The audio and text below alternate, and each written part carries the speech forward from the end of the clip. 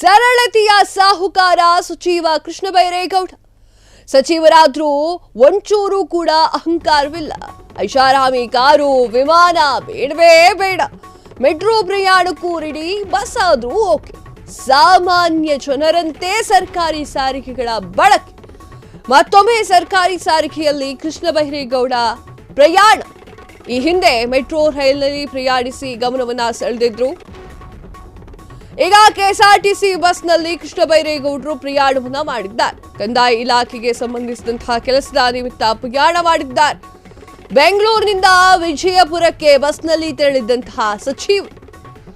ಕಂದಾಯ ಸಚಿವ ಕೃಷ್ಣ ಬೈರೇಗೌಡ ಅವರ ಸಿಂಪ್ಲಿಸಿಟಿಗೆ ಎಲ್ಲರೂ ಕೂಡ ಫಿದಾ ಆಗಿದ್ದಾರೆ. ಸೋಷಿಯಲ್ ಮೀಡಿಯಾದಲ್ಲಿ ಬಸ್ ಪ್ರಯಾಣದ ವಿಡಿಯೋ ಈಗ ಫುಲ್ ವೈರಲ್ ಆಗ್ತಾ ಇದೆ. ಕೃಷ್ಣ ಬೈರೇಗೌಡರ ನಡವಳಿಕೆಗೆ ನೆಟ್ಟಿಗರು ಮೆಚ್ಚುಗೆಯನ್ನ ವ್ಯಕ್ತಪಡಿಸ್ತಾ ಇದ್ದಾರೆ. ಎಸ್, ಹೌದು, ಕೃಷ್ಣ ಬೈರೇಗೌಡ ಅವರ ಒಂದು ಸರಳತೆಗೆ ಎಲ್ಲರೂ ಕೂಡ ಫಿದಾ ಆಗಿದ್ದಾರೆ. ಕೃಷ್ಣ ಬೈರೇಗೌಡರ ಈ ಒಂದು ಸರಳ ವಿಚಾರಕ್ಕೆ ಎಲ್ಲರೂ ಕೂಡ ಮನಸ್ಸೋತಿದ್ದಾರೆ.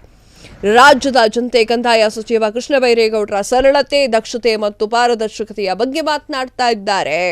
ಏಪ್ರಿಲ್ 10ರಂದು ಬೆಳಗಾವಿಯ ವಿಧಾನಸೌಧದಲ್ಲಿ ನಡೆಯುವಂತಹ ರಾಷ್ಟ್ರೀಯ ಬಹುಮಾನ ದಿನಾಚರಣೆ ಕಾರ್ಯಕ್ರಮಕ್ಕೆ ಮುಖ್ಯಮಂತ್ರಿ ಸಿದ್ದರಾಮಯ್ಯ ಅವರು ತಮ್ಮ ಕಿರಿಯ ಸಹೋದ್ಯೋಗಿಯ ಕಾರ್ಯವೈಖರಿಯನ್ನ ಮನಸಾರೆ ಮೆಚ್ಚಿಕೊಂಡಿದ್ರು.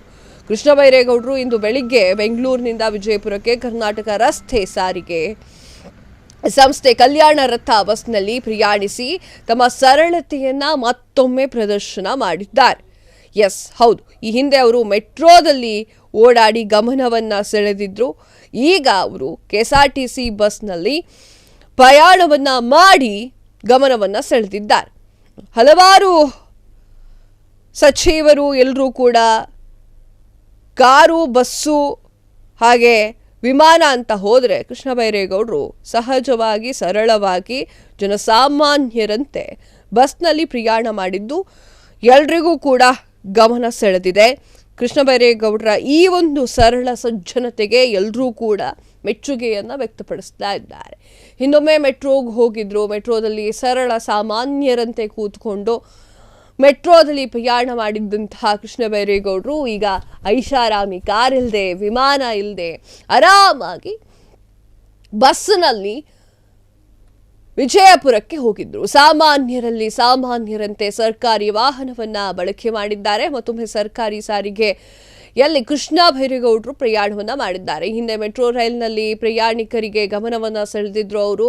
ಈಗ ಕೆಎಸ್ಆರ್ಟಿಸಿ ಬಸ್ನಲ್ಲಿ ಕೃಷ್ಣ ಬೈರೇಗೌಡರು ಪ್ರಯಾಣವನ್ನ ಮಾಡಿದ್ದಾರೆ. ಕಂದಾಯ ಇಲಾಖೆಗೆ ಸಂಬಂಧಿಸಿದಂತಹ ಕೆಲಸದ ನಿಮಿತ್ತ ಪ್ರಯಾಣವನ್ನ ಮಾಡಿದ್ದಾರೆ. ಎಲ್ಲರೂ ಹೀಗೆ ಮಾಡಿದ್ರೆ ಎಷ್ಟು ಖುಷಿ ಆಗುತ್ತೆ. ಎಲ್ಲರೂ ಹೀಗೆ ಸರಳತೆ ಸಜ್ಜನತೆಯನ್ನ ಮೆರೆದ್ರೆ ಎಷ್ಟು ಆರಾಮಾಗಿ ಸುಭಿಕ್ಷವಾಗಿರುತ್ತೆ ನಮ್ಮ ಕರ್ನಾಟಕ.